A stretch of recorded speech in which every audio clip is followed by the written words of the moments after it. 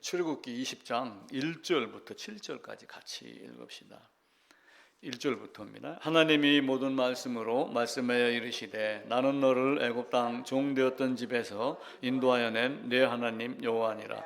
너는 나이에는 다른 신들을 내게 두지 말라. 너를 위하여 새긴 우상을 만들지 말고 또 위로 하늘에 있는 것이나 아래로 땅에 있는 것이나 땅 아래 물속에 있는 것의 어떤 형상도 만들지 말며 그것들에게 절하지 말며 그것들을 섬기지 말라. 나 내 하나님 여호와는 질투하는 하나님인즉 나를 미워하는 자의 죄를 갚되 아버지로부터 아들에게로 3, 4대까지 이르게 하거니와 나를 사랑하고 내 계명을 지키는 자에게는 1000대까지 은혜를 베푸느니라. 너는 내 하나님 여호와의 이름을 망령되게 부르지 말라. 여호와는 그의 이름을 망령되게 부르는 자를 죄 없다 하지 아니하리라. 아멘. 이제 우상에 대한 이야기를 3주째 말씀을 드립니다. 이제 우리가 신화라고 해서 그리스 로마 신화 이런 이야기를 많이 듣습니다. 그래서 인류가 이 땅에 살면서 기근, 지진, 태풍, 해일 여러 가지 화재 이런 것들로 노출되어 있습니다. 그래서 이런 자연재해와 또 인간들끼리 어떤 영토 전쟁, 더 잘 먹고 잘 살기 위해서 남의 것을 빼앗는 전쟁 이런 것들로 인해서 많은 어려움을 겪습니다. 그래서 이런 공포가 다가오니까 어떻게 하면 이 공포 어려움에서 나를 지켜줄 것이 있을까? 물론 하나님이겠지만 그거를 하나님을 찾지 못하니까 하나님 대신 다른 것을 만들어 놓은 것이 다른 신들이에요. 그래서 다른 신들을 다른 말로 표현하면은 신이 아닌 것들, 잡신이라고 하는 뜻으로 원어는 말합니다. 그래서 이런 과정 중에 이제 신들의 이야기를 만드는 것을 신화, 새로운 신들을 등장을 시켜가지고 지난주에 말씀을 드렸죠. 인간이 만드는 신화이기 때문에 신들의 이야기에는 전쟁이 있고 미워하고 싫어하고 사랑하는 이야기가 있고 죽이고 빼앗고 이런 모든 것들이 인간이 겪고 있고 생활하고 생각하는 모든 것들이 신들의 이야기 중에 신화 중에 다 들어가 있습니다. 그런데 이런 신화가 발전을 해서 종교적인 체계를 갖추고 있어요. 두렵고 하다가 보니까 뭔가 의지해야지 되고 그러다가 보니까 이게 반복되다가 보니까 이게 말 그대로 종교라고 하는 것이 된 거예요. 그래서 종교라고 하는 것은 이제 한문으로 종자는 으뜸종이에요. 그래서 바르게 이야기를 하면은 으뜸이 되는 어떤 교리를 가르치는 것, 하나님이 어떤 분인가를 가르치는 것 이렇게 보면 되는데 이게 이제 우상과 어떤 그 종교성이라고 하는 그 단어를 놓고 보게 되면은 하나님이 으뜸이 아니라 내가 으뜸이 되려고 하는 그 두 가지 의미로 해석을 할 수가 있어요. 그래서 너희가 범사에 종교성이 많도다라고 하는 이 종교성은 미신적인 것이라고 말씀을 드렸죠. 그래서 이제 사람들이 여러 가지로 구분을 해요. 애니미즘이라고 하는 걸 말씀을 드립니다. 애니미즘은 자연현상 혹은 무생물 어떤 이런 것들에 그러니까 산에 가서 괴기한 돌멩이를 보든지 어떤 나무를 보든지 그래서 가끔 보면은 산의 모양을 멀리 보고 어떤 섬의 어떤 형태를 보고 이건 용꼬리 해갖고 용의 상이다 이렇게 이제 사람들이 만드는 거예요. 이런 것들을 애니미즘이라고 그래요. 그래서 저기에 어떤 신령한 기운이 깃들어 있다 이렇게 보는 정령 숭배 사상 이게 이제 애니미즘이고 토테미즘이라는 것이 있어요. 그러니까 내가 속한 집단과 관련이 있는 어떤 동물, 어떤 이런 것들, 짐승, 어떤 식물 이런 것들에 뭐가 신기한 신의 어떤 그 성품이 들어가 있다라고 생각을 하는 것이 토테미즘입니다. 그리고 샤머니즘이 있어요. 샤머니즘은 이제 우리가 많이 쓰잖아요. 길거리에 가다 보면 점치는 사람들도 있고 무당도 있고 어떤 탤런트는 나중에 보니까 무당이 돼 있더라고요. 그게 샤머니즘입니다. 굿판, 병 낫게 한다든지 미리 보게 한다든지 어떤 그 점쟁이가 그렇게 당신은 그러면은 그렇게 무덤을 잘 쓰고 그러면 대통령이 나온다고 그러는데 당신이 그 자리를 찾아가서 하지 사실은 그걸 본인이 못하는 거예요. 그것이 아니라는 것을 그 사람에 의해서 증명이 됩니다. 그래서 애니미즘, 토테미즘 그리고 샤머니즘이라고 하는 걸로 크게 세 가지로 구분을 합니다. 근데 이 우상을 주로 이제 어디 가서 섬기느냐? 마음속에 있죠. 처음에는 이제 마음속에 있는데 형상을 따라서 가다 보니까 애니미즘이라든지 어떤 그 토테미즘이라든지 이런 것 때문에 산에 가서 이상한 나무 밑에 가서 음행을 저지르고 그걸 신이라고 섬기고 장승을 만들어서 놔놓고 섬기고, 솥대도 사실은 우상의 하나입니다. 자연인들 보면은 이렇게 뭘 깎아가지고 솥대 그러잖아요. 예쁜 모양 같지만 사실은 여기를 지켜주는 어떤 그 신으로 만드는 게 솥대예요. 그리고 뭐 천하대장군, 뭐 무슨 여장군 하는 것도 우상에서, 샤머니즘에서, 토테미즘 이런 데서 나오는 거거든요. 그 산꼭대기에서 제사드리고라고 하는데, 사람이 손으로 만든 것은 나무와 돌뿐이다. 나무와 돌을 가지고, 금은을 가지고 만들어 놓은 것이 우상입니다. 그래서 사람들은 나무를 향해서 너는 나를 낳았다, 너는 나의 아버지다. 돌을 향해서 네가 나를 낳았다, 아버지다. 이렇게 얘기하면 나무, 돌, 이상한 것에 매여 있는 것이 전부 우상 숭배며, 그런 과정에서 만들어진 이야기가 신화하며 그렇습니다. 또 한편으로는 땅에 있는 것 말고 하늘에 있는 것, 내가 도달할 수 없는 일월성신이라고 그러죠. 태양, 달, 별들 이런 것들을 섬기는 겁니다. 샤머니즘은 대표적으로 사울이 이제 그 사무엘이 이야기를 해요. 너는 길갈로 가 있어서 내가 갈 때까지 기다려라. 내가 가가지고 번제와 화목제를 드리겠다. 일주일 기다리라고 이야기를 해요. 근데 일주일 기다렸는데도 안 오는 거예요. 그러니까 어떻게 해요? 적군은 쳐들어오지 우리 편의 군사는 그게 무서워서 도망가지. 그러니까 사울이 직접 제사장이 돼요. 근데 왕이면서 제사장이 될 분은 한 분밖에 없어요. 삼중직이라고 하여 왕, 제사장, 선지자, 그리스도의 삼중직이거든요. 이제 하나님의 흉내를 내는 거예요, 사울이. 그래가지고 나중에 사울이 죽은 이유가 나와요. 사울이 죽은 이유는 블레셋에게 죽었지만 네가 이렇게 칼에 맞아 죽고 칼로 자기 배를 찌르고 죽은 이유는 신접한 여인을 찾아갔기 때문이다 라고 하며 사울이 하나님의 뜻을 거역한 내용들이 한 두세 가지가 이렇게 나옵니다. 우리는 이제 그리스 로마 신화에 대한 이야기는 많이 들었지만 우리나라도 사실은 신화가 많아요. 대표적으로 단군 신화도 있잖아요. 종묘사직이라는 것이 있어요. 종묘사직. 서울 이제 한양에 가면 옛날 조선시대 종묘사직, 종묘제례라고 하며 문무법관들이 이제 뭐 관 쓰고 나와갖고 조상을 향해서 절하고 하는 이런 것들이 있어요. 근데 이게 우리 조선시대 유교라고 했지만 그 유교 중에서 뭐가 있냐면 하늘을 섬기는 천신을 섬겼어요.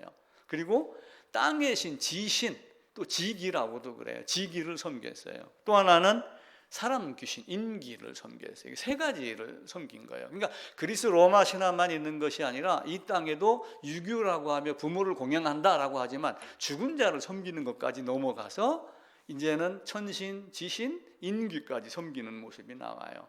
그래서 종묘사직의 사직이라고 하는 뜻이 뭐냐면 사는 토지의 신을 사라고 그래요. 그리고 복식의 신을 직이라고 그럽니다. 그러니까 종묘는 임금 부인 왕후가 죽은 그 귀신 혼령을 이야기를 하는 거고, 사 땅의 신, 곡식의 신, 그러니까 그들에게 절을 하며 풍년을 기원하는 게 종묘 제례예요. 그러니까 우리나라도 사실은 그런 우상을 섬기고 신화가 있었습니다. 또 감생설화라는 것이 있어요. 감생, 근데 감동받았다 할 때 감자를 써요. 어떤 것이 감동이 돼갖고 생기난 설화. 그러니까 마리아에게 가가지고 성령으로 잉태하겠다 이렇게 이야기를 했잖아요. 아마 그런 걸 흉내낸 것 같아요. 그 박혁거세가 이제 아래에서 태어났다고 그럽니다. 근데 그 아래에서 태어났다는 박혁거세의 그 신화를 쭉 살펴보면은 우물에, 어떤 우물가에 번개 같은 빛이 쭉 이렇게 비쳤는데 사람들이 가서 보니까 거기에 자줏빛 알이 하나가 있더라. 그리고 그 알 옆에 흰 말이 엎드려서 절을 하고 있더라. 그래서 나중에 보니까 그 아래에서 누군가가 나와가지고 신라를 세웠는데 그게 박혁거세다. 그러니까 내가 우리나라의 시조를, 우리나라가 건국된 이념을 아주 멋지게 포장하고 꾸미기 위해서, 위대하게 만들기 위해서 신화가 나온 거예요. 우리 사극으로 주몽도 나왔었잖아요. 주몽도 뭐냐면은 어떤 여인이 길을 가는데 그 여인에게 햇빛 같은 게 계속 따라가며 비추더랍니다. 그래가지고 그러면서 태기가 있는 거예요. 태기가 있는데 알을 낳았어요. 대박이 한 3대박 정도로 큰 알을 낳답니다. 하도 이상해가지고 그 알을 갖다 길거리에다 버렸대요. 난전에다가 버렸는데 짐승도 그걸 깨서 먹지도 않고 피해가고, 이 신기한 현상이 일어나가지고 그걸 깨려고 했는데도 깨지지가 않더라. 그래가지고 할 수 없이 그 알을 들어다가 그 알을 낳은 여인에게 줬더니 알이 깨지면서 거기서 태어났는데 이름을 주몽이라 하더라. 이렇게 하면 만들어 놨어요. 그러니까 이제 그리스 로마 신화뿐만이 아니라 우리나라도 그러죠. 아니, 곰이 사람 될 수 있어요?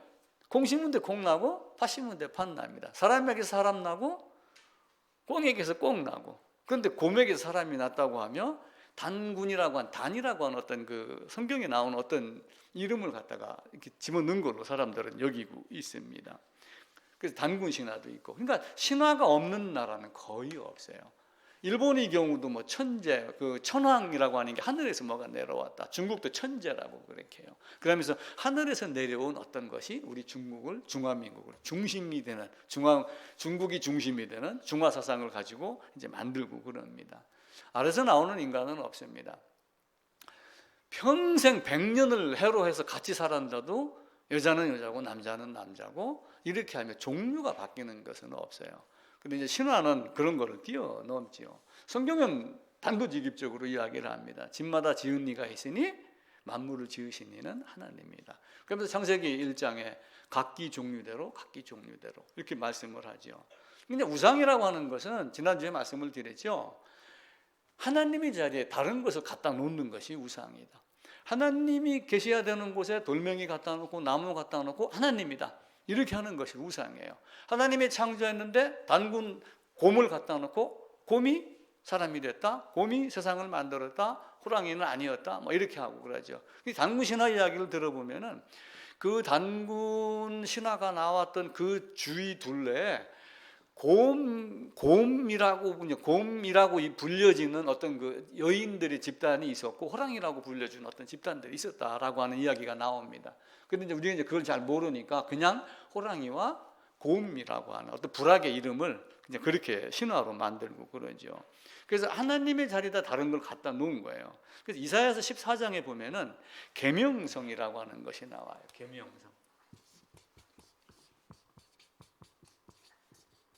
계명성인데 이게 이제 금성이에요. 금성. 지금 LG전자가 옛날에는 금성전자 그랬거든요. 여기 금성이 사실은 뭐냐면 저녁 밥 먹을 때쯤 돼가지고 서쪽 하늘을 바라보면은 별이 하나 반짝 떠 있는 게 있어요. 다른 별보다 반짝이는 거. 그래서 저게 밥 때마다 등장을 한다고 그래가지고 개밥바라기 별이라고 이야기를 합니다. 근데 그 별이 없어지지 아니하고 새벽에 동쪽 하늘에까지 그 지구가 움직이면서 반짝반짝 떠 있고 그래요. 이게 금성이라고 그러는데 이게 영어로 뭐예요? 루시퍼라고 그래요. 영어로 루시퍼. 그래서 사탄을 우리가 루시퍼라고 일방적으로 이야기를 하는 거예요. 사탄을 이름을 루시퍼라고 하는 근거는 다른 데서 제시한 적은 없어요. 근데 이 계명성이라고 하는 것이 이사야서 14장 찾아봅시다. 구약성경 이사야서 14장입니다. 984쪽입니다.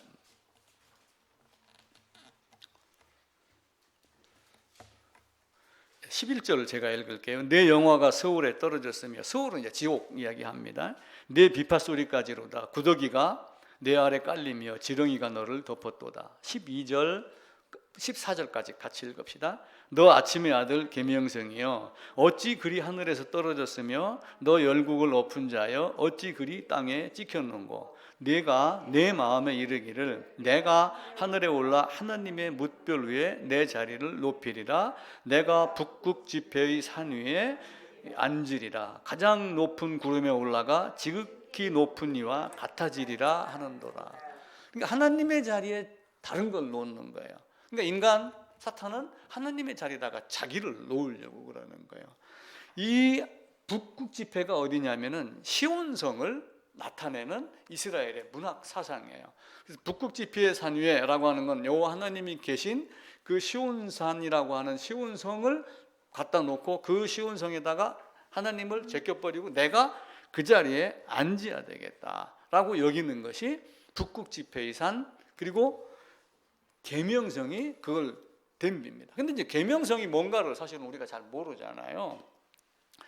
이렇게 하면서 계명성을 이제 루시퍼라고 얘기를 했어요. 근데 이 루시퍼를 우리가 일반적으로는 또 뭐라고 그래요? 사탄이라고 이야기를 합니다. 그러니까 사탄이 등장을 하며 사탄에 의해서 인간이 죄를 저질러서 죄인이 되며 탄생한 게 뭐냐면은 우상이 되는 거예요. 우상. 하나님의 자리에다가 자기를 갖다 놓은 거예요. 하나님 필요 없어, 내가 갈 거야. 자기가 실패했는데 인간을 꼬드겨서 너도 한번 해봐. 올라갈 수 없는 걸 알기 때문에 어쩌면 자기 종을 만들려고 사탄이 그런 의도를 가지고 했을지도 몰라요. 그러면서 죄인들이 하나님을 찾지 못하니까, 여기는 하나님을 갈 수가 없으니까 어떻게 돼요? 만들어서 하나님처럼 여기는 것을 우상이다라고 이야기를 합니다. 그래서 우상의 시작은 인간의 타락, 사탄의 범죄로 말미암아서 시작이 됐습니다. 인간은 직립보행을 한다고 그랬어요. 골반의 구조가 직립보행을 하도록 만들어져 있어요. 짐승은 1000년, 10,000년, 100만 년이 있어도 직립보행이 안 됩니다. 골반 구조가 될 수가 없어요. 만약에 곰을 앞발 2개를 이렇게 매달아 가지고 세워서 100년 훈련시킨다 해도 걷지를 못해요. 근데 인간은 나가지고 돌 지나면 대충 다 걷습니다. 뛰어다니고 그래요. 넘어지지 아니하고. 이제 허리에 힘이 없으니까 나중에 늙어서 지팡이를 짚는 것이지 골반이 쇠퇴해지고 다른 이유로 짚는 건 아니에요. 그러니까 이 발의 구조가 손으로 바뀌는 거예요. 짐승의 앞발이. 그러다가 보니까 도구를 가지고 뭔가를 만드는 것이 됐어요. 그래서 뉴턴에 대한 이야기를 말씀을 드렸죠. 만유인력을 발견한 뉴턴이 인간의 손만 보더라도, 손의 기능만 보더라도 하나님이 있는 걸 알 수가 있다. 어떤 짐승이 글씨를 쓰나요? 그림 그리나요? 조각하나요? 만드나요? 어떤 짐승도 없어요. 단 사람만 할 수 있어요. 근데 그 사람이 그 재주를 가지고 만드는 것이 우상이에요. 내가 저 자리를 다로 대신하여 가게 하겠다. 하나님은 하나님을 내가 찾지 못하니 하나님을 대신한 다른 것들로 하나님처럼 여기며 내가 의지하고 살겠다. 이게 우상 만드는 거예요. 조각하여 만들고 부어서 만들고 이렇게 했어요. 그러니까 결국은 이 타락한 죄인이 타락한 마음으로 우상을 만드는 거예요. 그리고 손이 있으니까 그 손을 가지고 특별한 재주, 특별히 엄지손가락. 만약에 여러분에게 엄지손가락이 없다라고 하면 뭐 잡는 것이 되겠어요? 가벼운 건 잡을 수 있죠, 이렇게. 근데 100kg 되는 걸 들을 수, 50kg 되는 걸 들을 수 있나요? 엄지가 있으면 드는데 엄지가 없으면 못 들어요. 근데 이 엄지와 검지, 중지 이런 걸 이용을 해가지고 조각하고 부수고 깎고 이렇게 해서 만드는 게, 근데 그걸 만드는 손은 마음에서 설계하고 손으로 만들고. 그래서 칼빈은 이렇게 이야기를 했어요. 인간의 본성 자체가 우상의 제조 공장이다. 그러니까 입으로 나오는 건 다 어디서 나온다고 그랬어요? 마음에서 나온다고 그랬죠. 그러니까 이 마음이 우상 제조 공장이에요. 세상에 어떤 것이든 우상으로 만드는 재주가 있다. 우상으로 구체화하여 드러내는 능력이 있다. 마음속에서 우상을 잉태하고 손으로 우상을 출산한다. 이렇게 누가 또 아름답게 이렇게 문학적으로 만드는 말이 있어요. 근데 눈에 보이는 형상을 만들면 그때부터 어떤 일이 벌어지냐면은 눈에 보이는 형상 그것이 하나님이 돼요. 하나님이 아니라고 그러지만 그 안에 어떤 신이, 어떤 영감이, 어떤 능력이 깃들어 있다고 생각하면 그때부터 하나님의 권능이 그 안에 있다고 여겨지면서 우상을 향한 걸음이 돼요. 그래서 형상 앞에 엎드리는 순간 그거는 그렇게밖에 될 수가 없는 겁니다. 출애굽기 32장에 보면은, 자, 출애굽을 했어요. 이스라엘 백성들이. 어디서 출애굽을 했어요? 이스라엘 백성들이 이 이스라엘이 되기 위해서 애굽에서 빠져나와 가지고 출애굽을 했어요. 누가 인도했어요? 하나님이 인도를 했어요. 하나님이 인도를 해갖고 여기까지 이제 온 거예요. 왔는데 다 여기서 나오면서 하나님이 인도한 줄 다 알아요. 그런데 이스라엘 백성들이 출애굽기 20장에서 율법을 주고 이제는 율법을 돌판에 새겨줄 테니까 올라와라 해갖고 시내산으로 올라가잖아요. 모세가 늦게 내려왔단 말이에요. 40일 거기 있었으니까. 그러니까 늦게 내려오니까 어떻게 해요? 우리를 위하여 신을 만들라 이야기를 해요. 우리를 위하여 신을 만들라. 사실 신은 누구였어요? 인도한 신은 하나님이었어요. 신을 만들라라고 해놓고서 송아지를 만들어 놓고 우리를 인도하여는 신이다. 송아지가 하나님으로 바뀐 거예요. 순간. 근데 우상을 만드는 것이 제대로 만드는 건가요? 제대로 만들지 않은 거예요. 하나님이 어떤 모양을 갖고 있어요? 하나님의 사람으로 표현한다면 하나님의 얼굴이 어떤 거겠어요? 내 같은 모습일까요? 이 사람 같은 모습일까요? 누구 모습일까요? 큰바위 얼굴 같은 모습일까요? 몰라요. 아무도 본 적이 없어요. 아무도 본 적이 없으니까 만들지 말라. 성경은 그렇게 이야기를 합니다. 그래서 눈에 보이는 형상을 만들면 그때부터 우리를 인도하여낸 신이다라고 하며 송아지를 하나님으로 여기는 거예요. 그러니까 안타까운 형식이에요. 근데 그걸 만들 때 아론이 조각칼로 새겼다고요. 얼마나 정성 들여서 했겠어요. 실제 이제 아론이 한 건 아닐 수도 있어요. 왜냐하면 이 조각 기술이 또 있어야지 되니까 그걸 갖다가 다 아론이 했다 그러죠. 예를 들어서 대통령이 뭘 잘못해갖고 이 나라가 좀 전쟁이 났다. 그럼 그 누구 대통령 잘못이야. 실제는 국민들이 쏘고 자빠졌고 이렇게 하면서 전쟁이 일어날 수도 있지만 책임을 누구에게 다 돌려요? 대통령에게 돌리듯이 마찬가지로 아론이 조각칼로 새겼지만 그 안에 장인이라고 하는 만드는 장인이 있고 색깔을 입히는 장색이 있어요. 그러니까 장인은 쉽게 얘기하면 대장장이고 장색은 도금장이에요. 그러니까 장인이 만들고 장색이 입히고 이렇게 하며 이건 하나님이다 라고 이야기를 하고 있죠. 자, 로마서로 가보겠습니다. 로마서 1장입니다. 그 우수한 기능의 손가락을 가지고 뭘 만들었어요? 1장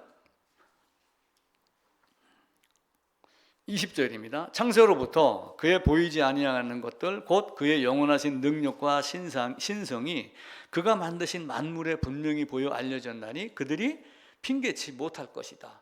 그러면서 이 나무가 그런 기운이 깃들어져 있으니까 이걸 깎아가지고 뭘 만드는 거예요? 23절입니다. 썩어지지 아니하는 하나님의 영광을 썩어질 사람과 새와 짐승과 기어다니는 동물 모양의 우상으로 바꾸었느니라. 그러니까 우상은 하나님을 대신하여 하나님인 것처럼 여기는 다른 것들로 바꿔 놓은 거예요. 우상의 시작은 아담의 범죄부터 시작이 됩니다. 근데 아담의 범죄는 천사의 타락으로 시작이 돼요. 천사가 있는데 천사가 범죄해서 사탄이 되었고 그 사탄이 아담을 꼬드겨서 범죄하게 했고 아담은 손가락으로 우상을 만들고 그렇게 하며 하나님을 찾기 시작을 했어요.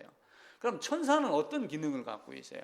천사는 하나님이 부리는 천사예요. 시편 103편입니다. 욥기 그다음에 시편 있죠. 877쪽 8쪽입니다. 20절입니다. 103장 20절 능력이 있어 여호와의 말씀을 행하며 그의 말씀의 소리를 듣는 여호와의 천사들이여 여호와를 송축하라. 21절 22절 같이 읽읍시다. 그에게 수종들며 그의 뜻을 행하는 모든 천군이여 여호와를 송축하라. 여호와의 지으심을 받고 그가 다스리는 모든 곳에 있는 너희여 여호와를 송축하라. 내 영혼아 여호와를 송축하라. 이게 천사가 할 일은 뭐예요? 여호와의 명령을 전달하고 여호와를 대신하여 전쟁을 수행하고. 그래서 가브리엘 천사가 있잖아요. 누가복음에 보면은 그 누구야? 세례자 요한이 태어나기 전에 미리 그 아내 사가랴의 아내 엘리사벳인가에게 가서 아들 낳을 거야? 이렇게 이야기해요. 6개월 먼저 이야기를 하죠. 그리고 또 마리아에게 가가지고 천사가 뭐라고 해요? 잉태해서 낳을 거야. 그게 가브리엘이라고 하는 천사예요. 그러니까 천사가 여럿이 있어요. 우리가 이제 대표적으로 드러나는 천사는 가브리엘. 이거는 소식 전하는 천사예요. 즉 기쁜 소식. 기쁜 소식을 전하는 가브리엘 천사. 그러니까 누가복음 1장에 세례자 요한이 날 거야. 이름을 요한이라 해라. 이름을 예수라 하라. 그러면서 잉태에 대한 소식을 드러내잖아요. 또 하나는 미카엘이라고 하는 게 있어요. 미가엘로 성경에 나오죠. 이거는 전쟁을 수행을 해요. 전쟁. 다니엘에서도 나오고 계시록에도 이제 나옵니다. 그런데 여호와의 뜻을 전하고 여호와를 찬송하고 하는 그 천사 중에 하나가 하나님께 도전을 한 거예요.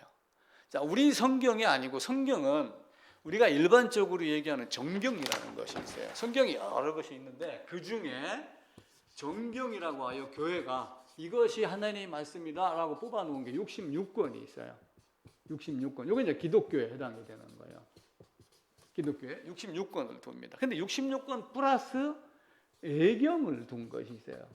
애경. 천주교에 가면 이제 애경이라고 해요. 몇 개 더 들어갑니다. 애경은 이게 하나님의 감동으로 기록되고 제자들을 사용하고 사도들을 사용해서 이렇게 기록을 한 거야 라고 한 거고, 애경은 어떤 유명한 사람, 이거 베드로가 쓴 거 아니야? 예를 들어 유명한 인물의 권위를 얻고 이것도 맞아 라고 했는데 교회가 살펴보고서 기도하면서 이거는 아니야 라고 이야기했던 것이 애경이라고 하는 거예요. 근데 이 애경 중에 뭐가 있냐면은 토빗이라고 하는 애경이 있어요. 토비트 그래. 애경 중에 토비트라고 하는 애경이 있는데 여기에 보면은 천사에 대한 이야기가 나와요. 나는 영광스러운 주님을 시중두는 7 천사 중에 하나인 라파엘입니다라고 하는 기록이 있어요. 그 이제 뭐 칼빈이나 이제 이런 옛 사람들은 그걸 가지고 인용을 해서 천사 사탄의 시작이 천사가 누가 있었느냐를 이런 걸로 근거로 삼아서 그냥 어렴풋이 이야기만 합니다. 명확하게 이야기하지는 않고, 나는 영광스러운 주님을 시중두는 7 천사 중에 하나인 라파엘입니다 라고 하면서 이게 나중에 어떻게 돼요? 7 천사 중에 하나가 나는 계명성이야. 나는 이 자리에 하나님의 자리에 올라 무별 위에 시온 위에 내가 내 자리를 차지할 거야. 이러면서 하나님께 도전을 하다가 실패를 하죠. 아까 이제 말씀을 드렸죠. 금성이 영어로 뭐라고 그랬죠? 루시퍼. 그래갖고 사탄은 루시퍼라고 일반적으로 이야기를 합니다. 자, 유다서로 가게 되면, 신약 유다서 1장에 가게 되면은 천사가 자기 지위를 지키지 아니하고, 그러니까 자기가 있어야 할 곳을 있지 아니하고 있을 자리를 벗어나는 것.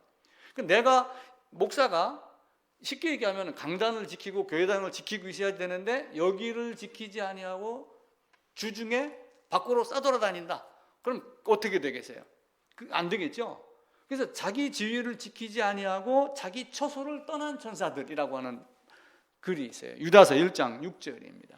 그게 7 천사 중에 어떤 천사가 자기 위치를 지키지 아니하고 자기 처소를 떠났다? 금성일 것이다. 우리가 이렇게 추측을 하는 거예요. 사탄이 어디서 왔다 어떻게 됐다라고 성경은 말하지 않습니다. 그리고 베드로후서 2장에는 하나님이 범죄한 천사들을 용서하지 아니하고, 그러니까 그 이제 라파엘 또 아니면은 가브리엘 또 아니면은 미가엘 또 아니면 루시퍼이라고 천사장들이 있겠죠. 왜냐하면 세상에 7 천사만 있는 게 아니잖아요. 예수님이 십자가 돌아가시기 전에 그렇게 이야기를 하셨어요. 내가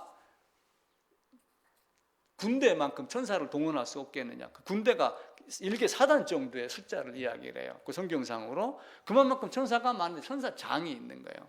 그걸 움직일 수 없겠느냐라고 했는데 이제 이 루시퍼가 이제 범죄한, 그리고 그 범죄한 사탄이 뱀 안으로 들어가서 뱀으로 등장하여 아담과 하와에게 접근을 해요. 근데 이제 아담과 하와를 우리가 내가 이번 설교 준비를 하면서 아담과 하와를 놓고 그럼 아담이 옆에 있었느냐 없었느냐를 사람들이 자꾸 이야기를 해요. 근데 한편으로는 이런 생각을 한 거예요. 무슨 생각이냐 하면은 아담이 이렇게 있고 하와가 이렇게 있는데, 하와 너는 내 뼈에서 나온, 내 뼈 중에 뼈요 살 중에 살이다 라고 하며 아담에게서 나온 존재를 하와라고 생각을 하면 제가 다른 방법으로 접근을 한번 해봤어요. 그러면 사탄이 와갖고, 사탄이 누구에게 왔어요? 하와에게. 야, 이거 먹어. 안 죽어. 죽을까 하노라. 먹지도 말고 만지지도 말라겠다라고 하면서 자기가 의견을 이야기를 해요. 그런데 이때 옆에서 아담이 듣고 있었느냐 안 듣고 있었느냐를 우리가 자꾸 이야기를 하지만 저는 그게 불필요하다. 결국 아담 안에서 나온 하와가 바꾸어 얘기하면 아담이 마음이다라고 저는 본 거예요. 이렇게 사탄이 꼬드겼을 때 아담이 실제 움직이진 않았지만 아담의 마음속에 안 죽을 건데 하나님 먹지도 말라고 했지만 만지지도 말라고 했어 라고 하면서 변명거리를 만들어가는 것을 하와를 통해서 제가 약간 바꾸어 봤습니다. 왜냐하면 입에서 나오는 것이 손으로 행하는 것이 전부 마음의 지시를 받기 때문에 마음으로 그렇게 바라본 거예요. 우리 인간도 다 마찬가지입니다. 기독교 안에 뭐가 있다고 그랬어요? 천주교도 있고 기독교도 있지만 그 안에 나나교라는 것이 있어요. 물론 나나교는 공식적으로 등장한 그건 아니에요. 자기를 높이면서 전부 나는 이렇게 하니까 그 나자를 세워갖고 나나교, 자기를 높이는 계명성 루시퍼와 같이 내가 이 자리에 있게, 내가 이거 했어. 아수르 왕도 그렇게 했고 바벨론 왕도 그렇게 한 거예요. 내가 했습니다. 나는 못하는 게 없습니다 라고 하는 나나교들이 많이 있습니다. 그래서 우상의 기원을 또 예경에 솔로몬의 지혜서라는 것이 있어요. 지혜서. 나중에 이제 솔로몬이 썼으니까 훗날 쓴 거죠. 이제 거기에 있는 거를 제가 이제 읽어 드릴게요. 지혜서 14장 12절에서 17절인데 앞에 한두 줄만 제가 읽을게요. 하나님에 대한 배신이 시작될 때 사람들은 우상을 만들어낼 생각을 하였다.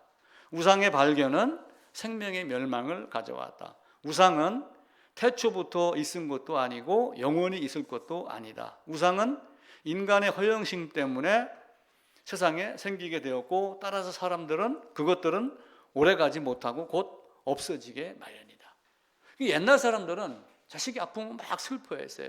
그러다 자식이 죽으면 그 자식의 형상을 만들어 갖고 그 자식을 섬겼어요. 인귀, 귀신을 섬기듯이. 이게 솔로몬 지혜서에 나오는 당시의 습관이었어요. 그러니까 우상은 별것 아니죠. 내 아들이 아파갖고 죽었는데 내 아들을 갖다가 신으로 만들어요. 그리고 멀리 왕이 대통령, 예를 들면 지금 조선의 이성계가 500년 전, 600년 전 저 이전에 있었어요. 근데 멀리 있고 오래전에 있으니까 그 형상을 만들어서 이성계다 이렇게 만들어서 우상을 섬기기 시작을 한 것을 솔로몬의 지혜서에서 말하기 시작을 해요. 그래서 우상의 시작은 사탄의 범죄, 아담의 범죄, 타락으로 생기기 시작을 했다. 이후로도 그래서 이 성경의 전체 역사를 보면은 데라도 우상 섬겼어요. 아브라함의 아버지 데라도. 여호수아서 14장에 가면은 아버지 데라가 저 강 저쪽에서 우상을 섬겼다.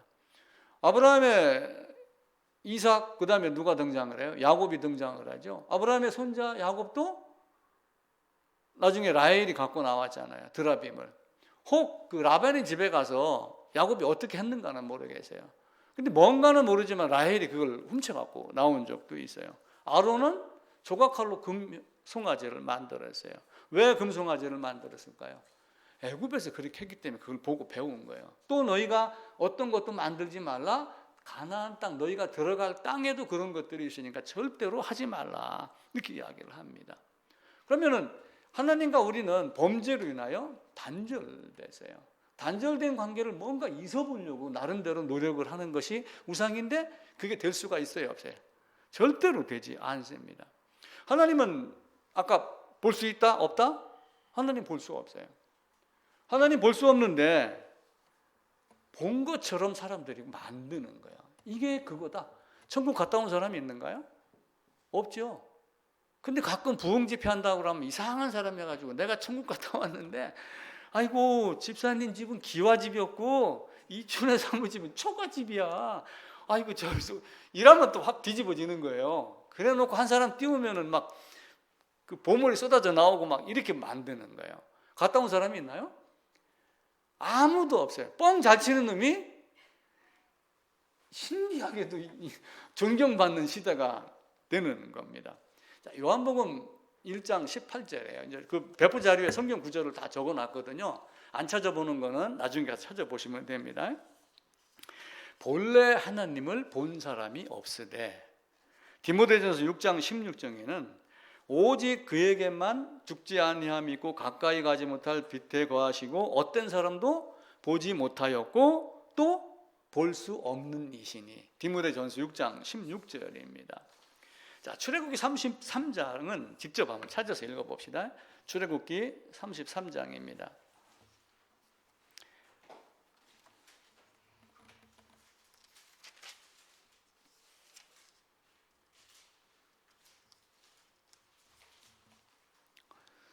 20절부터입니다.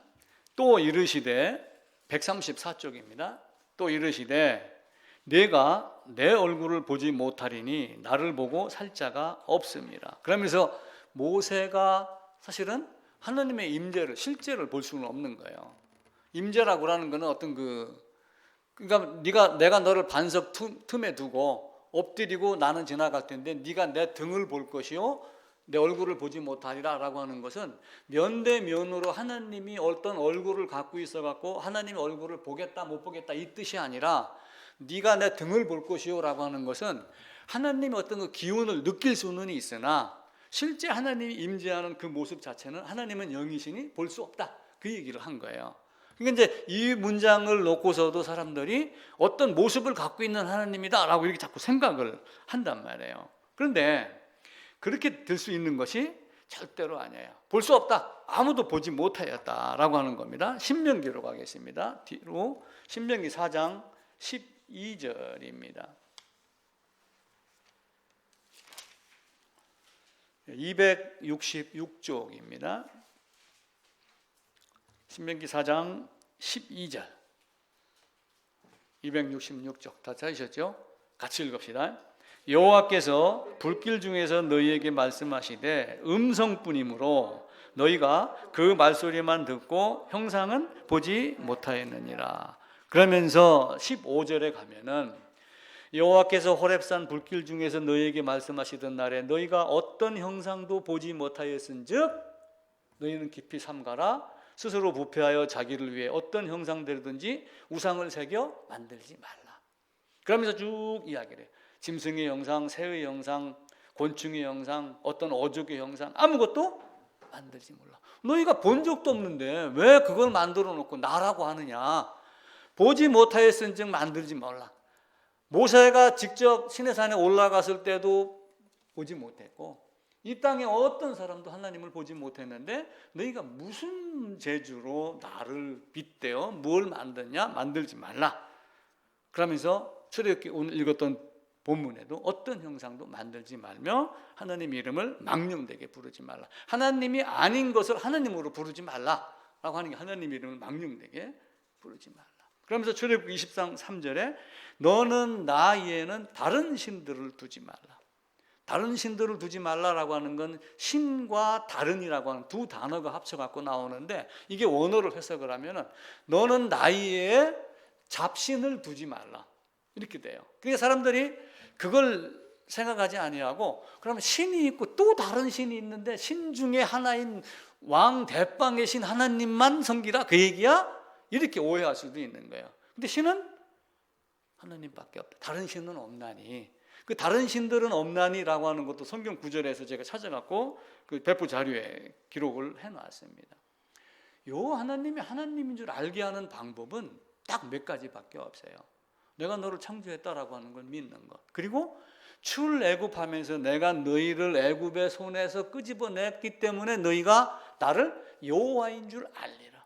근데 끄집어낼 때 하나님이 직접 나타나갖고 나를 따르라 이렇게 했는가요? 아니에요. 모세를 시키면서 음성으로 불기둥, 구름기둥으로 인도해 나가면서 그렇게 한 거예요. 그러니까 하나님의 방법을 보지 못한 하나님을 사람들이 뭔가를 만들어서 눈에 보여야지 직성이 풀리게 만들어 놓은 거예요. 그래놓고 내가 손으로 만져보고 그리고 느껴보고 이렇게 하도록 보여야지 되는. 그러니까 얼마나 믿음이 약해. 그 믿음은 뭐예요? 보이지 않는 것들의 실상이다 그러잖아요. 근데 보이지 않는 것들의 실상인데 우리 인간들은 눈에 보여야지 하나님 있는 거로 생각을 해요. 나중에는 송아지를 만들어 놓고 아론이 송아지 형상에다가 호세아서에 가게 되면 입을 맞춘다 이렇게 되어 있어요. 그래서 옛날 사람들의 습성이 우상을 열심히 만들어 놓고 여기다가 딱 이렇게 입 맞춤을 한대요. 하늘입니다. 그리고 하늘은 손에 닿아요 안 닿아요? 1월 성신을 섬기는데 태양신 섬겨요? 별신 섬겨요? 그런데 하늘에 닿을 수 있어요? 없어요? 그러니까 그걸 조각을 해놓고 하늘을 향해 가고 자기 손등에다가 키스를 한대요. 이런 정도로 만들고 지구 드라빔은 말 안장에다 궁뎅이에다 깔고 앉았으니까 주머니 넣고 다니는 신이란 말이에요. 얼마나 안타깝고 답답해요. 패스트균 때문에 흑사병이 왔어요. 그럼 신 있겠어요? 없겠어요? 갖고 다니면서 달래는 거예요. 나를 좀 내가 너 먹이 잘 줄게. 이게 우상을 향한 그들의 마음이에요. 다른 신은 없나니, 그러면서 어떤 것도 다른 신이 없다라고 하며 내가 이끌어내. 그러니까 출애굽의 한 장면이 있죠. 그 다음에 어떻게 돼요? 나중에 포로로 끌려가면은 포로에서 끌려오게 하죠. 포로 귀환을 시킵니다. 그러면서 여호와인 줄 알게 하리라 얘기해요. 본 적도 없고 볼 수도 없는, 만질 수 없는 이런 신들을 인간들은 만들어서 볼 수 있는 것. 근데 그 재료가 다 뭐예요? 돌, 나무, 은금 이래요. 그래서 자기를 위하여, 자기를 위하여, 자기를 위하여. 호세아서 한번 가보겠습니다. 호세아서 성경절 뒷부분입니다. 구약 호세아서 13장입니다.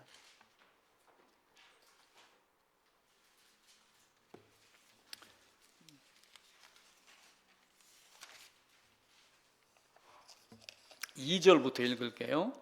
이제도 그들은 더욱 범죄하여 그 은으로 자기를 위하여 우상을 부어 만들되 자기의 정교함을 따라 우상을 만들었으며 그것은 다 은장색이 만든 것이거늘. 은을 가지고, 금방 가면 은 가지고 뭐 이렇게 반지 같은 거 만들어서 조각하고 그러잖아요. 은장색이 그거예요. 은장색이 만든 것이거늘 그들은 그것에 대하여 말하기를 제사를 드리는 자는 송아지와 입을 맞출 것이라. 만들어 놓고 이제 그렇게 맞춥니다. 그러므로 이들은 아침 구름 같으며, 아침 안개, 햇빛 뜨면 다 사라지죠. 쉬 사라지는 이슬 같으며, 타작마당에서 광풍이 날리는 쭉정이 같으며, 밖에 나가가지고 가을 됐을 때 바람 부르면 떨어진 낙엽, 단풍 다 어떻게 가요? 다 굴러가는 소리 나죠. 낙엽 굴러가는 소리만 들어도 인생이 서글픈데 별것 아닌 그거와 같은 것들을 우리가 만들고 있는 거예요. 그러면서 나를 위하여, 나를 위하여. 신명기 9장에 보면 자기를 위하여. 호세아서 8장에도 보면은 그 앞이니까 찾아봅시다. 호세아서 8장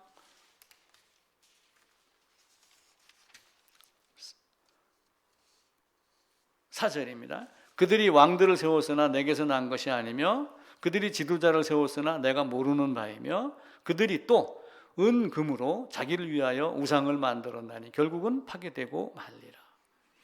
호세아서는 북이스라엘을 향하여 쓴 거예요. 근데 북이스라엘은 왕조가 있는데 이 왕조가 다윗 솔로몬으로 이어진 왕조는 예를 들어서 이 시면 이 시로 쫙 내려와요. 끝날 때까지 이시조선 같이.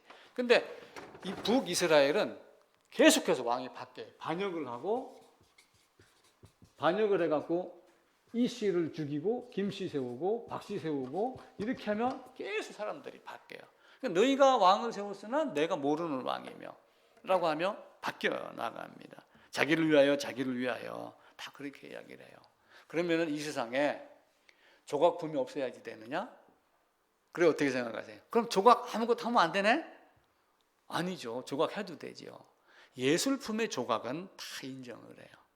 눈에 보이는 것.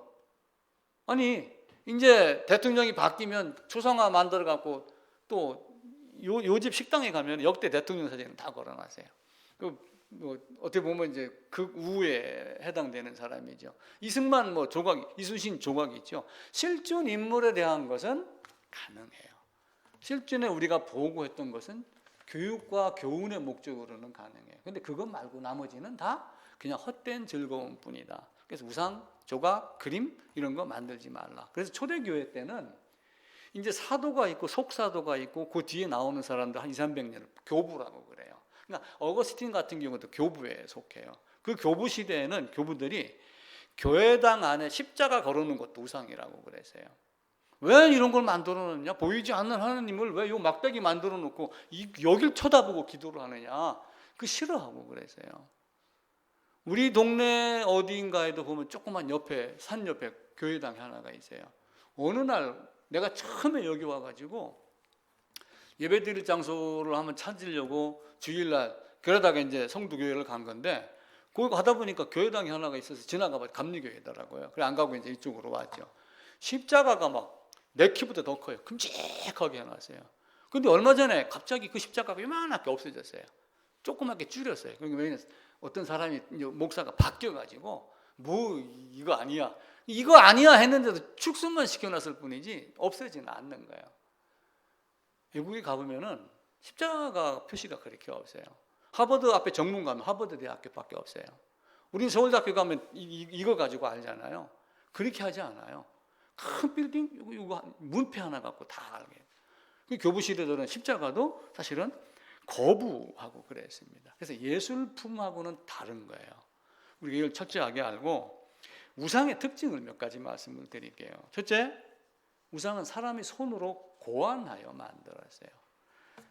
사도행전 17장에 가게 되면은 하나님을 금이나 은이나 돌에다가 사람의 기술과 고안으로 새긴, 고안이라는 건 내가 어떤 생각해서 만드는 그 디자인하니까 고안 알지, 그죠? 예. 아, 요 모양이 좋겠어라고 자기가 생각을 하는 거예요. 근데 사도행전 19장 26절에 가면은 딱 바울이 딱 얘기해요. 한마디로 딱 정리를 합니다. 사람이 손으로 만든 것들은 신이 아니다. 딱 부러지게 얘기를 해요. 근데 이제 아론부터 다 그걸 만들었단 말이에요. 시편 115편에 가도 우상들은 금과 은이요 사람이 손으로 만든 것이다. 신명기 4장에도 사람의 손으로 만진 바 보고 듣지도 못하고 먹지도 못하고 냄새도 맡지 못한다. 이게 사람이 손으로 만드는 게 첫 번째예요. 우리가 도끼도 있어요. 에레미야 10장에 가면은 기술공들이 도끼로 만들었다. 우리 그 옛날에 짝이라고 그러죠. 망치 짝이 갖다 놓고 끌이라고도 이야기해요. 목수들이 툭툭 쳐갖고 모양새를 만듭니다. 이사야 40장에 가면은 우상은 장인이 부어 만들었고, 부어 만들었다는 거는 나무는 부어 만들 수 없잖아요. 돌도 부어 만들 수 없어요. 부어 만드는 거는 금속이란 말이에요. 금속을 뜨거운 물에 그릇에 담아서 납이나 동이나 이런 걸 녹여가지고 부어갖고 틀에다가, 주형 틀에다가 해갖고 만드는 것. 그래 만드는 거를 장색이, 도금장이가 금으로 입혔고, 또 두 번째 우상의 특징은 감각이 없어요. 나무 돌로 했으니까 감각이 있어요, 없어요? 없죠. 나무 자르다고 아프다고 소리 질르나요? 돌 깬다고 아프다고 소리 질르나요? 아무것도 하지 않아요. 이사야 44장에 가게 되면은 이 어리석은 인간들아 라고 하면서 왜 나무 토막 앞에 굴복을 하느냐. 자, 내가 나무로 깎아 만듭니다. 깎아 만들어서 나온 나무는 뭐예요? 목재소 가면은 나무 자릅니다. 톱밥 가지고 뭐예요? 다른 거 하죠. 안 쓸데없으면 자기 밥 만드는 불구덩이, 아궁에다가 집어넣고 그걸로 불을 떼기도 해요. 어떤 걸로는 뭘 깎아서 만들고 남는 것으로는 불을 떼고, 그걸 깎아서 남는 것 갖고 아궁에다 불을 떼서 찜질방 만들고, 이렇게 하면서 왜 이 나무 토막 앞에다가 너희가 굴복을 하느냐, 이 어리석은 인간들아. 우리도 산속에 가면 그런 거 많이 보이잖아요. 멋지게 금색 다 칠해놨잖아요. 저 태국이나 이런 데 가면 우리나라도 있을지 모르겠어요. 와불이라 해가지고 그냥 이 길이가 뭐 한 50m, 100m 되거든요. 이렇게 해놨어요. 큼직하게 이렇게 해놨어요. 신명기 4장에 가면은 보지도 못하며 듣지도 못하며 먹지도 못하며 냄새도 맡지도 못하는 목석의 신. 자, 열왕기상 18장에 가면 이제 엘리야라고 하는 선지자가 등장을 해요. 엘리야 선지자하고 바알의 선지자 450명하고 대결하는 장면이 나와요. 그러니까 이제 엘리야가 요 하나님 앞에서 쓴 선지자는 나 혼자고 바알 선지자 너희는 450명이다. 지금부터 시합 한번 하자. 누가 진짜인가? 그래 놓고 제단을 이렇게 쌓아 놓습니다. 제단을 쌓아 놓고 여기다가 동그랗게 홈을 파요. 여기다가 이제 재물을 이렇게 이제 짐승을 올려 놓습니다. 짐승을 잡아서 올려 놓고 여기다가 너희 기도해 봐. 내려와서 불이 붙는가? 붙었어요, 안 붙었어요? 안 붙었잖아요. 그러니까 엘리야가 바알 선지자를 향해 갖고 조롱을 해요. 야, 신이 지금 자고 있는지 놀러 나갔는지 빨리 불러봐. 그래 놓고 엘리야 차례가 됐는데 엘리야가 물을 갖고 와가지고 여기다가 3번 번복해서 부어요. 한 바켓씩 갖고 와가지고 여기다 부고 또랑에도 물을 가득 채워요. 전혀 밖에 있는 불이 밖 안으로 전달되지 못하게 아주 촉촉하게 적셔놓고 기도를 하니까 불이 내려와서 불이 붙었더라. 누가 진짜냐? 이렇게 얘기를 해요. 그러니까 바알 선지자는 여기서도 뛰놀더라가 나와요. 자기 몸을 자해를 하면서 이 주위를 빙글빙글 돌면서 바알을 부르는 거예요. 근데 우상이, 바알이, 내가 우상을 만들어 놨어요. 우상을 만들어 놨는데 이걸 내가 세울 수 있어요, 없어요? 이렇게 놓으면 세울 수 있어요. 근데 이걸 이렇게 놓고 얘가 뾰족한데 내가 세울 재간이 없으니까 장도리를 가지고 못을 박아서 고정시키더라. 혼자 못 움직이니까 내가 업어다가 갖다 놓고 고정시키고 그러면서 부복하여 절하고 기도하더라. 이게 인간의 모습이란 말이에요. 그리고 우상은 고안하여 만든 것, 우상은 나무, 돌, 금, 은이니까 감각이 없는 것. 그리고 우상이 만든 목적은 인간 자기를 위해서 만든 거예요. 그래서 제2계명에 보면은 너는 너를 위하여 새긴 우상을 만들지 말고, 너는 너를 위하여, 아론도 만들어 놓고 백성들이 우리를 위하여 신을 만들라. 우리를 위하여, 인간을 위하여 이렇게 이야기를 하죠. 우상은 만들어진 재료가 있어요. 감각이 없었던 뭐예요? 나무, 돌멩이, 금은 이런 걸 가지고 만들어요. 벨사살 왕이 아버지가 이스라엘이 있는데 이 이스라엘이 나중에 나라가 두 개가 쪼개져 가지고 여기가 이제 먼저 멸망을 합니다. 그리고 나중에 이제 남쪽 유다가 멸망을 해요. 근데 이게 멸망을 할 때 마지막에 쳐들어온 왕이 바벨론의 느부갓네살이라고 하는 왕이었어요. 근데 이 느부갓네살이라는 왕도 하나님이 이 세상의 모든 왕은 내가 주는 거야. 하나님 어떤 역사를 이루기 위해서 그렇게 해요. 근데 내가 했다라고 하면서 이 세상 모든 것은 내 권세와 내 힘으로 세웠다라고 딱 말을 하면서 하나님을 거부했기 때문에 7년 동안 짐승의 모습으로 살아요. 근데 그걸 요 아들이 누구냐면은 벨사살이라고 하는 왕이에요. 근데 요 벨사살이라고 하는 왕이 잔치를 베풀면서 아버지가 예루살렘 성전에서 뺏어갔던 은금 이런 각기 기구가 있잖아요. 성전 도구. 여기다가 술을 따라갖고 마셔요. 그때 고레스가 딱 들어가서 벨사살을 죽입니다. 그러면서 그 벨사살에게 하는 얘기가 너는 아버지가 이렇게 하다가 소처럼 7년을 사는 거 알면서도 너는 왜 그 짓 하다 죽었니? 라고 하는 이야기를 해요. 그때 이 벨사살이 금, 은, 구리, 쇠, 나무, 돌로 만든 신들을 찬양하니라. 그러니까 나무는 감각도 없고 인간의 고안으로 만드는 거고 인간 자신을 위하여 만드는 거고 그리고 재료는 전부 돌나무, 금은 동 이런 거더라. 그리고 우상은 다양한 방법으로 만들어요. 주형으로 만듭니다. 이런 주형 틀을 이제 이렇게 만들어 놓는 거예요. 예를 들어 갖고 만들어 놓고 녹여 가지고 붓고 나서 굳은 다음에 띠내면 이 모양이 그대로 나오겠죠. 우리 그 요번에 얼마 전에 그 영화 해 갖고 세계 무슨 상 받은 영화가 뭐 있었죠? 이정재 나오는 거. 오징어 게임. 거기 보면은 그 설탕 갖고 뭐 이렇게 하는 거 있잖아요. 그 뭐라고 그래요? 달고나. 딱 그 위에 나중에 그 영화 보니까 우리 어렸을 때도 그거 봤어요. 양철로 별 모양 뭐 이런 거 딱 만들고 딱 찍는단 말이에요. 그리고 나머지를 다 뜯어내는 그런 현상. 그러니까 전부 부어서 만들고 자기가 원하는 어떤 조각을 만들고 이렇게 해요. 금고리 만들어서 새긴 모양. 아까 말씀드렸던 에레미야 10장에서는 기술공에 도끼로 두 손이 도끼로 만들었다. 자, 이사야서 44장 한번 보겠습니다. 이사야서 44장입니다. 1022쪽이네요. 1022쪽. 이사야서 44장 9절부터입니다. 우상을 만드는 자는 다 허망하도다. 그들이 원하는 것들은 무익한 것이거늘 그것들이 증인들은 보지도 못하고 알지도 못하니 수치를 당할 것이다. 신상을 만들며 무익한 우상을 만든 자가 누구냐? 다 수치당할 것이다. 13절부터 몇 개 골라서 읽을게요. 목공은 줄을 들여 느려 재고 붓으로 긋고 대패로 밀고 곡선자로 그의 아름다움을 따라 사람의 모양을 만들어 집에 두게 하며 자기를 위하여 백향목을 베며 다르산 나무, 상수리 나무, 숲의 나무들 가운데 자기를 위하여 한 나무 정해놓고 나무를 심고 비를 맞으며 자라게 하고 그러면서 그 나무를 섬기는 거예요.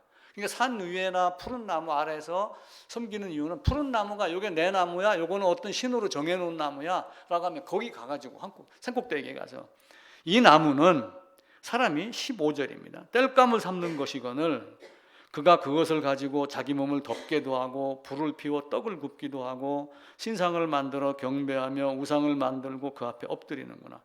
그 중에 절반은 불에 사르고 절반으로는 고기를 구워 먹고 이렇게 하며 신상 자기의 우상을 만들더라. 그러니까 얼마나 어리석어요, 인간들이. 그리고 또 하나 이제 여섯 번째는 여호와를 숭배하지 아니하고 우상을 섬기는 것은 여호와 하나님께 악을 행하는 거예요. 사사기에 대표적으로 나옵니다.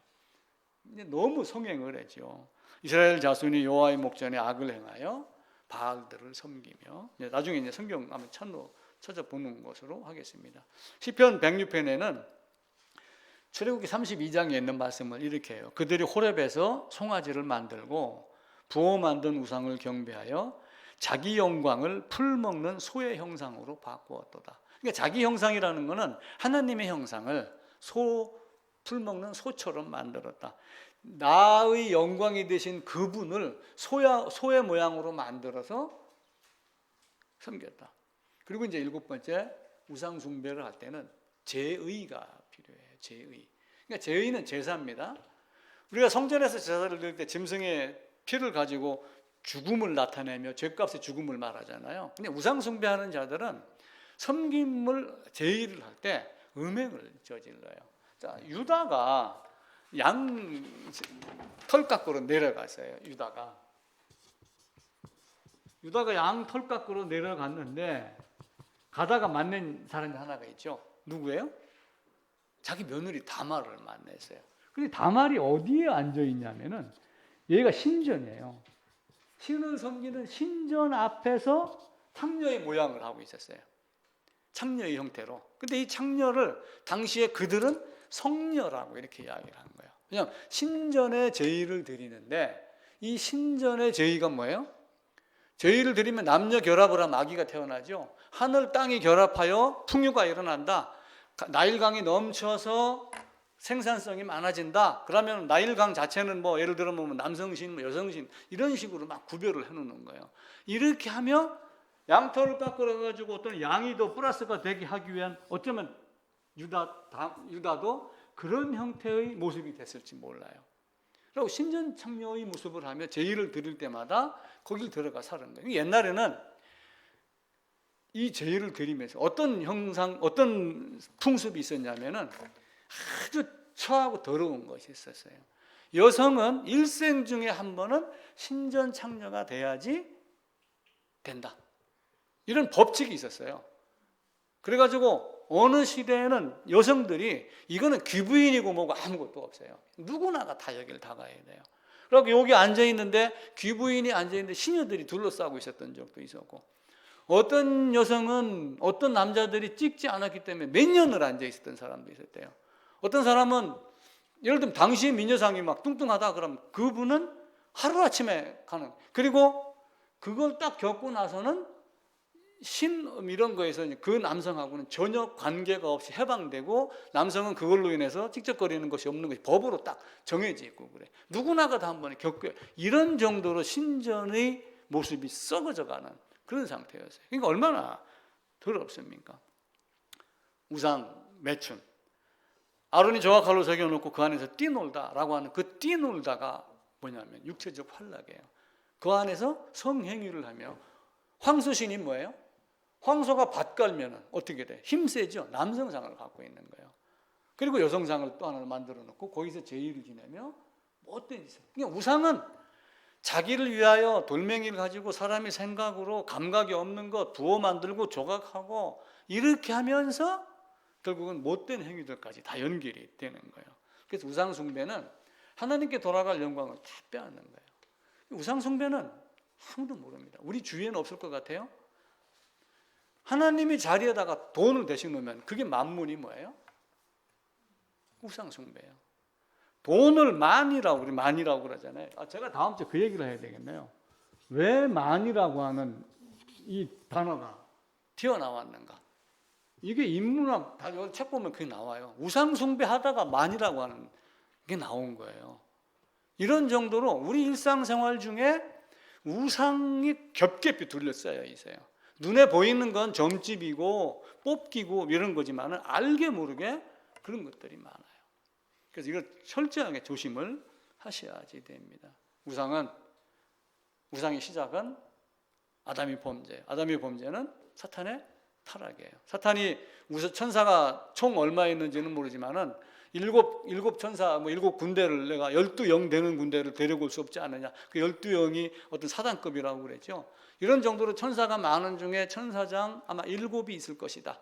근데 그 중에 루시퍼가 타락을 했고, 그리고 나중에 이제 가브리엘도 있고 미카엘도 있고 이런 여러 가지가 있죠.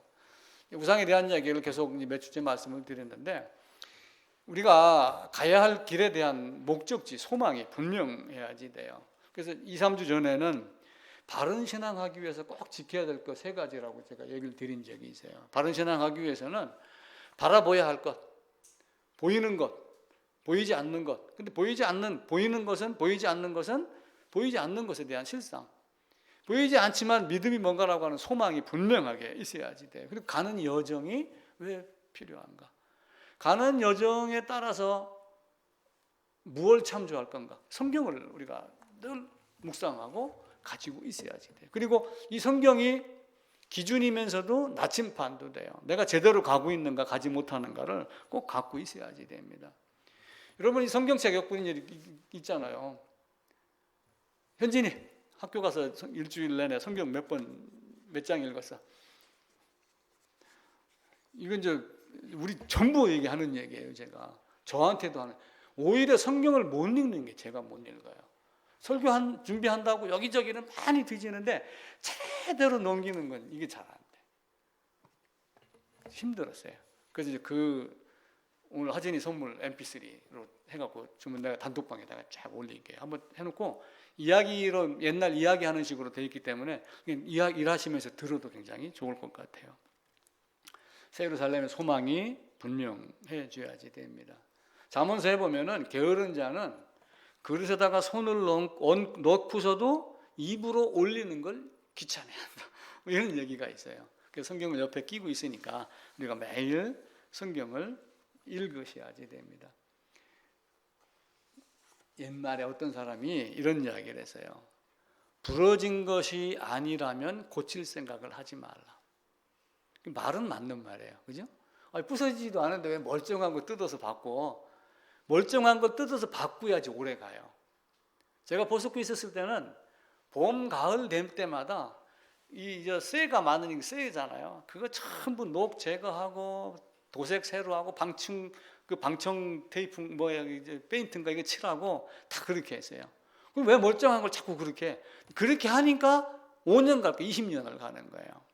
그러니까 부러지기 전에는 고치려고 생각하지 마라. 이 말은 사실은 잘못된 거예요. 공목구 공목이라는 말이 있어요. 공목구 공목.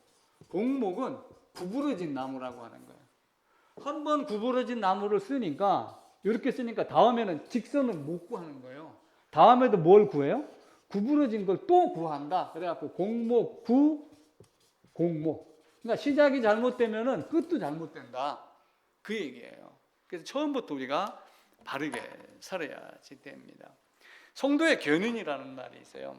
성도의 견인. 우리가 이제 일반적으로 성도의 견인 그러면은 간단하게 그렇게 설명할 수도 있긴 있어요. 하나님이 이끌어 가시는 거니까. 차 사고 나면 어떻게 해요? 큰 차가 와가지고 작은 차 이렇게 해서 바퀴 가서 끌고 가잖아요. 요걸 이제 우리가 일반적으로 견인이라고 그런단 말이에요. 근데 성도의 견인은 이거하고는 아니에요. 성도의 견인의 견자를 보면은 견뎌낸다 그런 뜻이에요. 견뎌낸다. 인내는 인내한다 뜻이에요. 그러니까 성도가 해야 될 책임은 당연히 하나님이 이끌지만 성도는 이 땅에서 자기의 삶의 어려움에 이런 모든 것들을 다 견뎌내고 인내하는 것. 책임이 누구에게 있다? 자기 자신에게 있다. 이게 성도의 견인입니다. 빅터 프랭클이라는 사람이 있어요. 이 죽음의 수행소라고 하는 책을 썼는데 저희가 이제 강의할 때 이 사람 이야기를 잘 사용을 했습니다.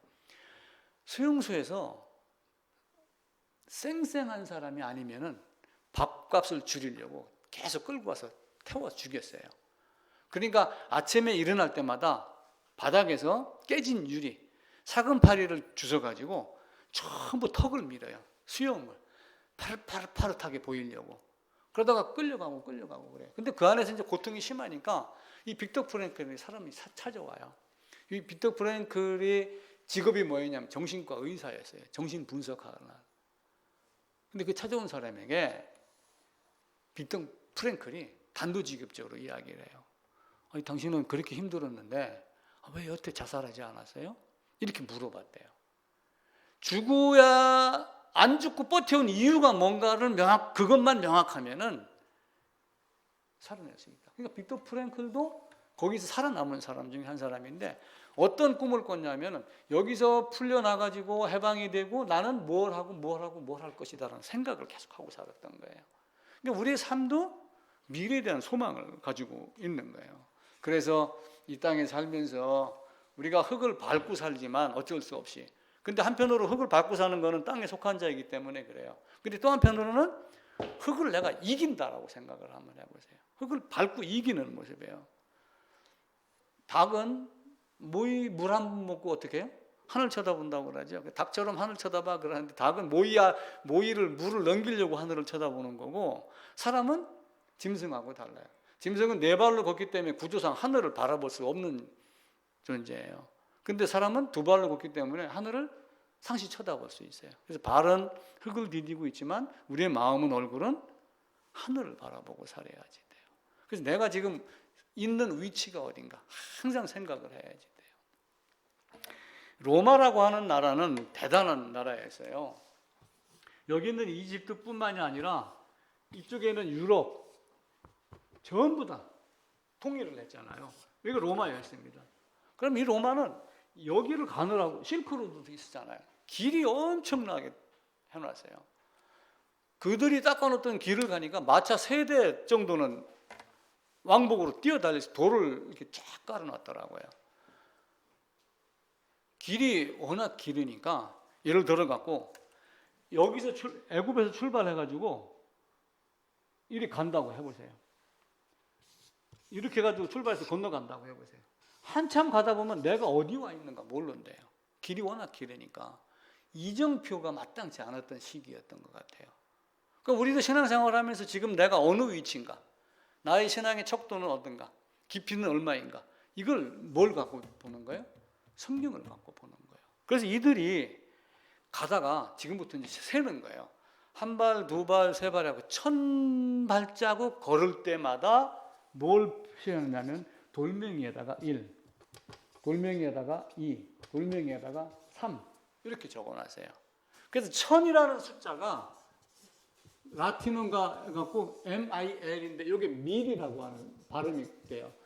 1000이라고 하는 숫자가 이 MIL이기 때문에 여기서부터 1마일, 2마일, 3마일이라는 단어가 나오기 시작을 했대요. 그러니까 내가 1000발자국 갖고 나 요만큼 왔어.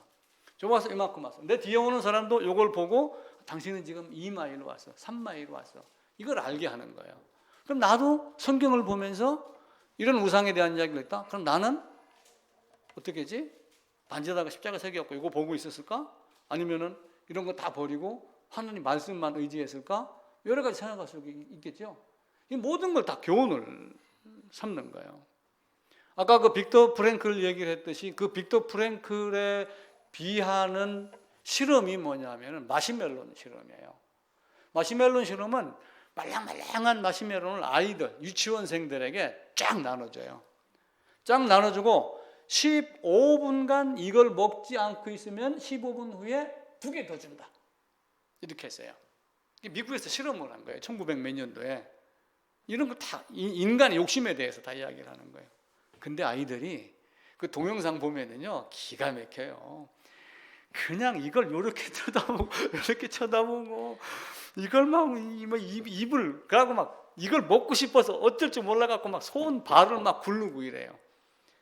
근데 마지막 15분을 딱 넘어간 아이가 몇 퍼센트 안 돼요. 2, 3%밖에. 근데 또 기가 막힌 거는 요 아이를 성인이 될 때까지 추적 관리를 해요.